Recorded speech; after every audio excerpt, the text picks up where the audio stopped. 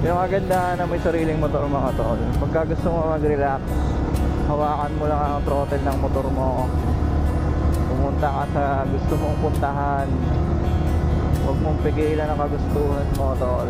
Kasi minsan kinakailangan talaga natin mag-relax. Katulad nito, kahit mag-isa lang ako, nagre-relax ako.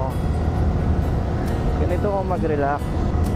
Kung hindi mo naman trip talaga magmotor, alam mo naman siguro sa sarili mo kung ano yung makakapagpa-relax sa'yo.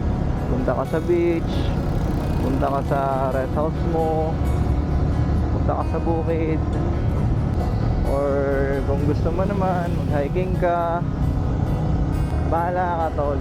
Huwag puro trabaho. Oo, sabihin natin na masaya ka, may pera ka, pero hindi pera yung tunay na pagpasaya sa'yo tol. Kumbaga ang pera, instrumento lang yan tol. Maniwala ka sa akin, kayang-kaya mong pasayain ang sarili mo kahit mag-isa ka lang. Hindi mo kailangan dumepende sa ibang tao, kasi minsan sila pa yung hihila sa'yo.